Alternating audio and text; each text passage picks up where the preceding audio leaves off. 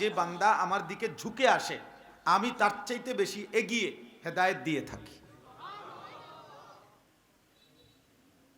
আমরা মানুষ, আমাদের জন্যই আল্লাহর বিধান, আমরা পারবো দেখেই আমাদের জন্য বিধান।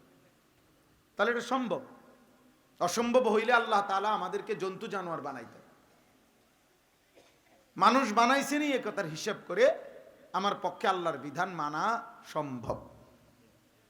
কোরআনুল কারীমের মধ্যে আছে, আল্লাহ তাআলা বলেন, ইউরিদুল্লাহু বিকুমুল ইউসরা ওয়ালা ইউরিদু বিকুমুল উসর।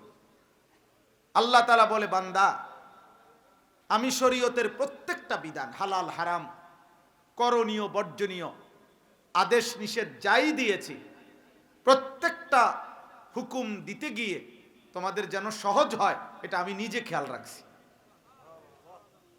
ওয়ালা ইউরিদু বিকুমুল উসরা, আমার একটা বান্দার সাথে কঠিন করব আমি আল্লাহ এটা চাই নাই, আমি চাই নাই বান্দা। মা জাআলা আলাইকুম ফিদ্দীনে মিন হারাজ। আল্লাহ তাআলা বলেন, আমার বান্দার উপরে দ্বীনের নামে, বিধানের নামে, শরীয়তের নামে, হুকুমের নামে কোনো পেরেশানি, অস্থিরতা, বোঝা আমি দেই নাই।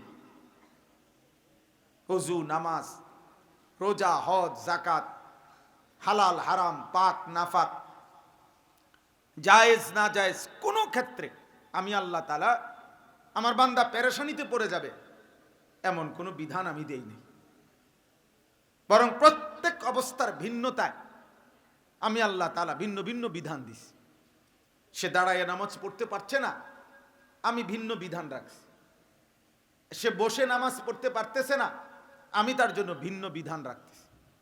সে পানির কোনো ব্যবস্থা করতে পারছে না, আমি তার জন্য পবিত্রতার ভিন্ন বিধান রেখেছি। তার মানে সকল পরিস্থিতিতে আমি আল্লাহ তাআলা তার জন্য আলাদা আলাদা বিধান সাজায় দিছি। আমি কঠিন করি নাই। এক কথা এক সময় সব সময় একরকম না, অবস্থার ভিন্নতার কাছে। একদিকে বলছে রোজা ফরজ, আরেকদিকে বলছে ফামান কানা মিনকুম মারিদান আও আলা সাফারিন ফাইদ্দাতুম মিন আইয়ামিন উখার। যদি তুমি প্রচন্ড অসুস্থ হও, যে অসুস্থতার কারণে রোজা রাখলে রোগ মারাত্মক বেড়ে যাবে, অথবা এত দূরবর্তী সফরে থাকো যে কারণে রোজা রাখলে তোমার শারীরিক ভীষণ কষ্ট হবে, তো ঠিক আছে, এই পরিমাণ রোজা অন্য সময় রাইখা নিও, অন্য সময় রাইখা নিও।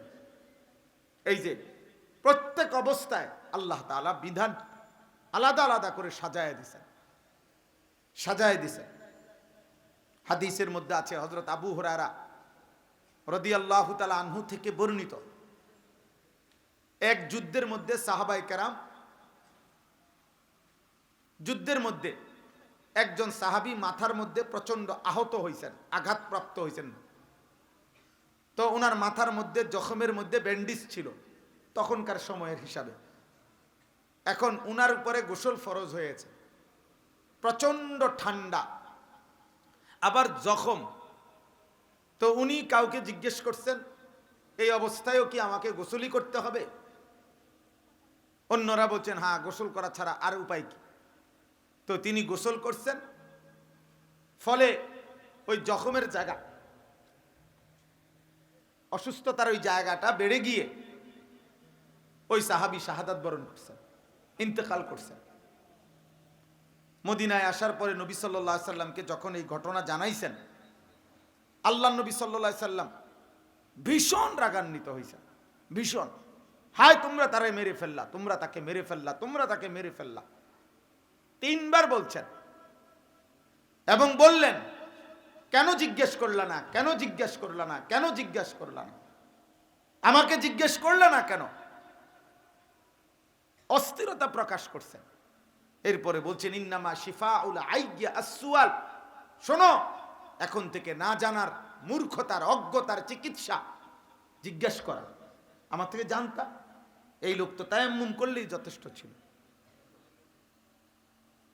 তাইলে ইসলাম কঠিন করতে চায়নি। এক যুদ্ধে এক সাহাবী একজন কাফেরের বুকের উপরে উঠা তাকে হত্যা করবে, শেষ তরবারি চালাবে, ঠিক ওই টাইমে ওই লোকটা লা ইলাহা ইল্লাল্লাহ মুহাম্মাদুর রাসূলুল্লাহ এটা বলে উঠছে, ওই কাফেরটা। ওই সাহাবী বলতেছেন, না তুমি এখন বাঁচার জন্য এটা পড়ছো, কইয়া তাকে হত্যা করছে। মদিনায় আসার পরে নবী সাল্লাল্লাহু আলাইহি সাল্লামের কাছে যখন এটা জানানো হয়েছে, বুখারীর হাদিস, আল্লাহ নবী সাল্লাল্লাহু আলাইহি সাল্লাম এত রাগান্বিত হইছেন, তিনবার এই কথা বলছে, হাল্লা শাকাক্তা কালবা, আরে তুমি তার কলিজাটা খুললে চাইতা, তুমি তার কলিজা খুললে দেখতা, কে তোমারে বলল? সে তো একবারের জন্য হলো বলছিল, তুমি তার এরপরও গর্দান তরবারি চালাইলা কেন? তুমি কি তার কলিজা ছিঁড়া দেখছো যে ঈমান নাই? এইভাবে আল্লাহ নবী সাল্লাল্লাহু আলাইহি সাল্লাম বারবার বলতেছিলেন। সাহাবী বর্ণনা করছেন যে হায় আল্লাহর কসম, আমার মনে হচ্ছিল আমি যদি আমার মায়ের পেটে জন্ম না নিতাম তাইলে তো আজ আমি এত বড় রসুলের সামনে কথা শুনতে হইত না। তাইলে ওই সামান্য সময়ের কালেমাটাকে পর্যন্ত নবী সাল্লাল্লাহু আলাইহি সাল্লাম গ্রহণ করতে চাইছেন। এই জন্য দোস্ত, এটা জরুরি বিষয়। দিন পালন করা আসলেই সহজ। গুনার জন্য অনেক কাঠখড় পোহাইতে হয়, অনেক কৌশল, মিথ্যা, চুরি, ডাকাতি, জিনা, ব্যভিচার, মদ, জুয়া, সুদ, কিস্তি, হারাম, বেহায়াপনা, বেপরদেগি, অসভ্যতা, নোংরামি, অশ্লীলতা, বেহায়াপনার জন্য অনেক কৌশল করতে হয়, অনেক মিথ্যা, অনেক ধোঁকা, অনেক লুকোচুরি, অনেক আড়াল, অনেক কিছুর আশ্রয় নিতে হয়। কিন্তু আল্লাহ তাআলা এক এক হুকুমের গোলামি করার জন্য, আনুগত্যের জন্য কোনো লুকোচুরি করতে হয় না। ইবাদত করা সহজ, ইবাদত করা সহজ। একই বন্ধনে এক পুরুষ এক নারীকে সবাই মিলে একসাথ করে দেয়, আবার সেই পুরুষের নারী গুনাহের কারণে সমাজ থেকে বিচ্যুত করে দেয়। বিবাহিত স্বামী স্ত্রীকে মহল্লাবাসী, বাড়িওয়ালা, ঘরওয়ালা আনন্দের সাথে এক করে দেয়, আর জেনাখোর, ব্যভিচারী, অসৎ চরিত্রহীন নারী পুরুষকে জুতা পেটা করে সমাজচ্যুত করে। অতএব এটা বোঝা উচিত, আল্লাহকে মানা সহজ, দিন মানা সহজ, রাসূলুল্লাহ সাল্লাল্লাহু আলাইহি সাল্লামের সুন্নাত মানা সহজ। আমরা গুনাহটাকে আমরা এই পরিমাণ নিজেদের জীবনে গ্রহণ করে নিছি, এখন আমাদের জন্য ইবাদতটাই কঠিন হয়ে গেছে, এখন আমাদের জন্য আল্লাহর হুকুম মানাটাই কঠিন হয়ে গেছে, কঠিন হয়ে গেছে।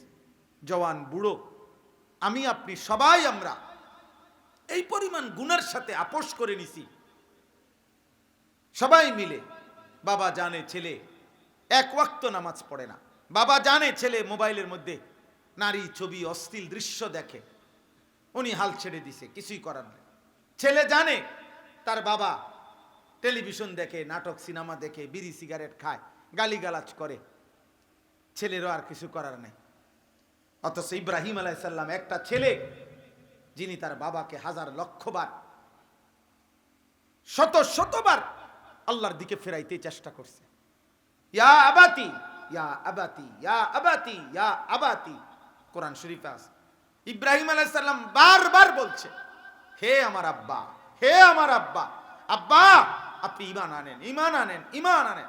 ইয়া আবাতি লিমা তা'বুদু মা লা ইয়াসমাউ ওয়া লা ইউবসিরু ওয়া লা ইউগনি আনকা শাইআ। ইব্রাহিম আলাইহিস সালাম ওনার আব্বাকে বলছে, আজরকে, হে আমার আব্বা, এ কেমন মূর্তির পূজা করেন যে শুনে না, দেখে না, কিছু উপকার করতে পারে না। ইয়া আবাতি লা তা'বুদিশ শাইতান, হে আব্বা শয়তানের গোলামি করেন না।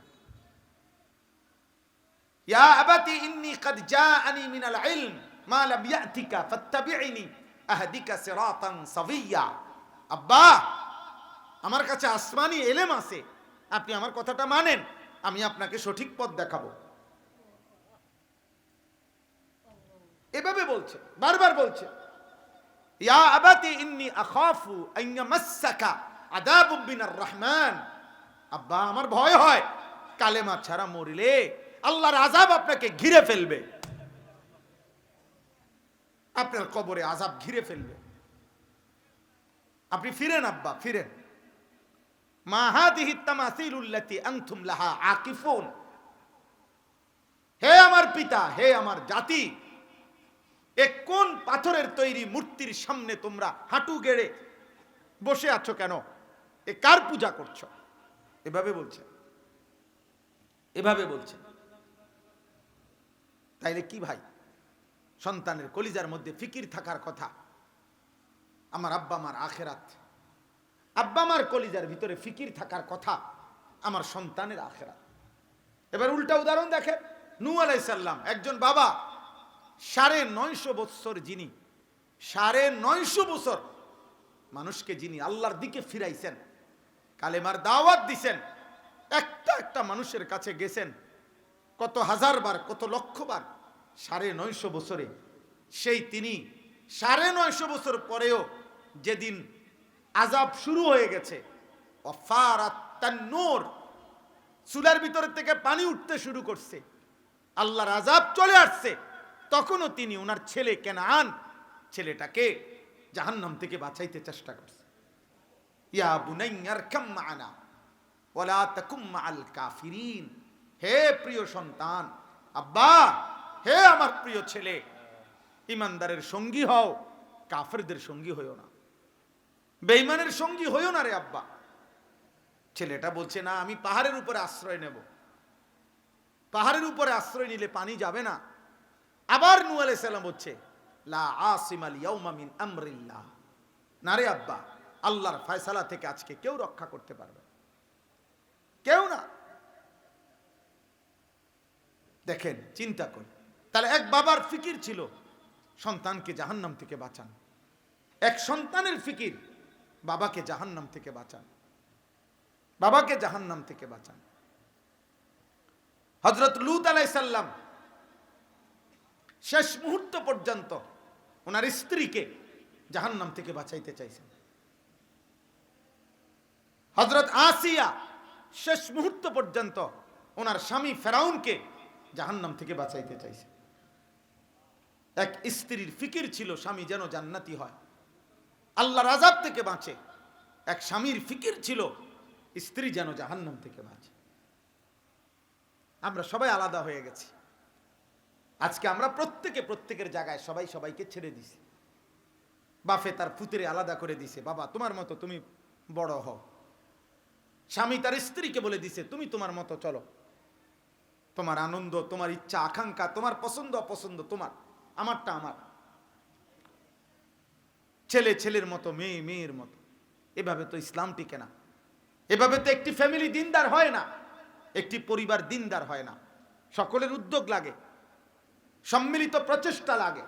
একটা মাহফিল দিয়ে হবে না, একজন বক্তার ওয়াজ দিয়ে শেষ হবে না রে আব্বা। আমার ওস্তাদে মোহতারাম হাফেজ মাওলানা ইয়াকুব সাহেব, এইখান থেকে আমার মাদ্রাসা অনেক দূর, রাস্তাঘাট অনেক ভাঙ্গা। আমি চাইছিলাম না, কোনোভাবে মিলাইতেও পারছিলাম না, কিন্তু হুজুর নিজে ওইখানে যাওয়াতে আমি আর কিছুই বলতে পারিনি। আমার সামনে যখন মাদ্রাসায় গেছে এই মাদ্রাসার ডেটের জন্য, আমি তখন আর কি বলতে পারি, আর কি বলার আছে তখন? তাইলে বাপ, আমার প্রথম কথা এটা, আমি সংখ্যা বুঝি না, সমর্থন দিয়ে আমি করব কি, জনপ্রিয়তা দিয়ে আমি করব কি, উপস্থিতি বেশি না কম এটা দিয়ে কিচ্ছু আসে যায় না। আপনাদের প্রথম আমার কথা এটা, দিন মানা সহজ, ইসলাম মানা সহজ। ছেলেদেরকে বলি, বাপ, আমি এই মাত্র কেন বলছি সোহেলপুর, তুমি নষ্ট হয়ে গেলে, পচে গেলে, চরিত্রহীন হয়ে গেলে, এই সমাজের কারো হাতে সময় নাই তোমার খবর নিবে।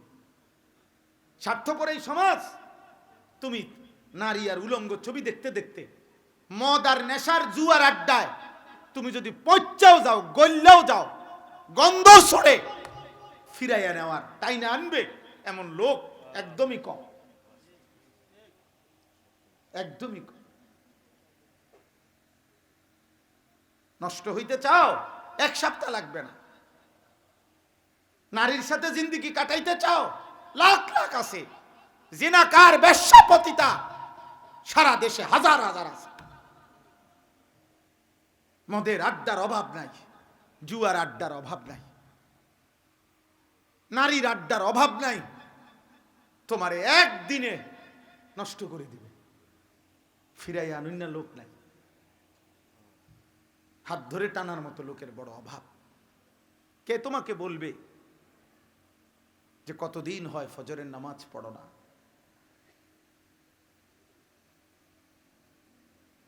কে তোমাকে বলবে 25 বছরেও কোনোদিন মালিকের কোরআন একটা পৃষ্ঠা পড়তেও জানো না?